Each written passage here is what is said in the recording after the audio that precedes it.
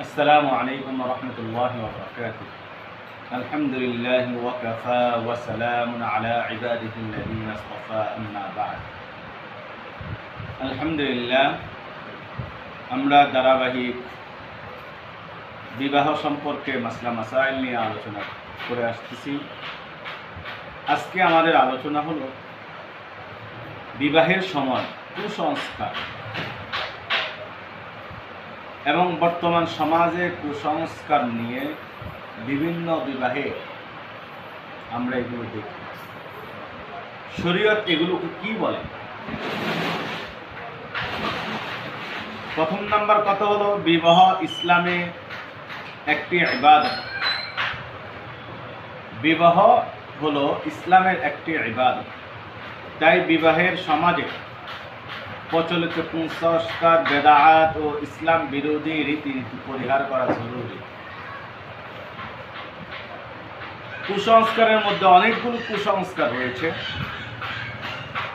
তার মধ্যে একটি হলো শুভ অশুভ দিন, মাস বা তারিখ দেখে বিবাহ করা। এটা ঠিক নয়।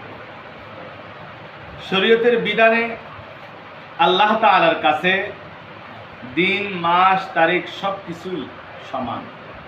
তিনি সব কিছুই সৃষ্টি করেছেন। সুতরাং দিন, মাস, তারিখের মধ্যে কুসংস্কার বলতে কোনো শব্দ শরীয়তে নেই। সুতরাং আপনার যখন মনে চায় যে তারিখ, যে মাসে আপনি বিবাহ করতে পারেন। 2 নাম্বার হলো কুসংস্কার জ্যোতিষীর কাছে গিয়ে অথবা গণকের কাছে গিয়ে বিবাহের দিন নির্ধারণ করা। রাশি, জন্ম তারিখ বা বাম হাত দেখে বিবাহের সিদ্ধান্ত নেওয়া হারাম শরীয়তে। রাশি, জন্ম তারিখ হাত দেখে বিবাহের সিদ্ধান্ত নেওয়া শরীয়তে একবারে হারাম। রাসূল সাল্লাল্লাহু আলাইহি ওয়াসাল্লাম বলেছেন, যে ব্যক্তি গণকের কাছে যায় এবং তার কথাকে সত্য বলে বিশ্বাস করে, সে মুহাম্মদ সাল্লাল্লাহু আলাইহি ওয়াসাল্লামের উপরে অবতীর্ণ বিষয়গুলোকে অস্বীকার করে। আর যে ব্যক্তি আল্লাহর রাসূলের উপরে যে সমস্ত বিষয় অবতীর্ণ হয়েছে সেগুলোকে অস্বীকার করে, সে কাফের। তৃতীয়ত হলো আমাদের দেশে সবচেয়ে বেশি যে কুসংস্কার, সেটাকে আমরা শরীয়তের বিধান মনে করি, ইসলামের বিধান মনে করি, সেটা হলো গায়ে হলুদ। এই গায়ে হলুদকে আমরা ধর্মীয় অনুষ্ঠান মনে করি। আল্লাহ, যদি এটি ধর্মীয় অনুষ্ঠান হিসেবে পালন করা হয় বা এতে নারী পুরুষের অবাধ মিলামিশা, গান বাজনা, অপচয় থাকে, তাহলে এটা শরীয়তে সম্পূর্ণ হারাম, শরীয়তে নাজায়েজ। সুতরাং গায়ে হলুদ এটা তো করাই যাবে না। যদি কেউ করে তাহলে সেখানে গান বাজনা, নাফরমানি, নারী পুরুষ একসাথে মিলামিশা, অবাধ মিলামিশা, চলাফেরা করা, এটা করা যাবে না। 4 নাম্বার, কন্যার মুখ না দেখে আয়নায় দেখা। অনেকে মনে করেন আয়নার মুখ দেখলে দাম্পত্য জীবনে সুখের হবে না, অথবা অনেকে মনে করে কন্যার মুখ আয়নায় দেখলে দাম্পত্য জীবন সুখের হয়। এগুলো কুসংস্কার। আমাদের দেশে এগুলো চলে এবং অনেক সময় আমরা দেখি বিবাহের সময় নারী পুরুষ, স্বামী স্ত্রী যেখানে যাবে, বসবে, ওখানে হাঁড়ি অথবা কলসি, মাটির কলসি বা মাটির হাঁড়ি ভেঙে ফেলে। 5 নাম্বার হলো জুতা লুকানো, টাকা আদায় করা এবং বিভিন্নভাবে জামাইকে অপদস্থ করা। এটা শরীয়তে একবারই বৈধ নয়। 6 নাম্বার, অতিরিক্ত অপচয় এবং লোভ দেখানো। অনেক পরিবার ঋণ করে জাঁকজমকভাবে অনুষ্ঠান করে।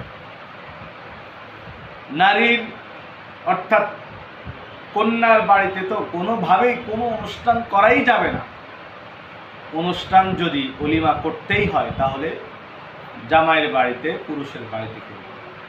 সুতরাং আমরা দেখি আমাদের সমাজে অনেক কন্যার পিতা ঋণ করে হলেও জাঁকজমকভাবে অনুষ্ঠান করে, জামাইকে বিভিন্নভাবে স্বর্ণ অলংকার, চেন, আংটি এবং যৌতুকের বিভিন্ন আসবাব দেয়, এটা শরীয়তে একবারই অবৈধ। কারণ আল্লাহ তাআলা বলেন, নিশ্চয় অপচয়কারীরা শয়তানের ভাই। 7 নাম্বার, গান বাজনা ও অশ্লীল নৃত্য। বিবাহ উপলক্ষে অশ্লীল গান বাজনা, বেপর্দা পরিবেশ তৈরি করা, এরা ইসলামে সমর্থন করে না। যতটুকু সম্ভব হয় শরীয়তের বিধানগুলোকে মেনে চলতে হবে। যদি আমরা এগুলোকে মেনে চলি, তাহলে আমাদের সমাজে বিবাহ এটা সুন্নত তরিকা হবে, সুন্নত হবে। এর দ্বারা আপনার সুখে শান্তিতে আপনি বসবাস করতে পারবেন। সুন্নত সম্পর্কে, সুন্নত সম্মত বিবাহের আমল, আল্লাহর ভয়ভীতি ও তাকওয়ার ভিত্তিতে বিবাহ করা, সহজ ও কম খরচে বিবাহ সম্পূর্ণ করা, ওলি এবং সাক্ষী মোহর নির্ধারণ করা এবং দাম্পত্যের জন্য দোয়া করা, বারাকাল্লাহু লাকা ওয়া বারাকা আলাইকুমা ওয়া জামাআ বাইনাকুমা ফি খায়র। এই সমস্ত আরো উত্তম উত্তম যে সমস্ত দোয়াগুলো রয়েছে, সেগুলোর উপর আমল করা।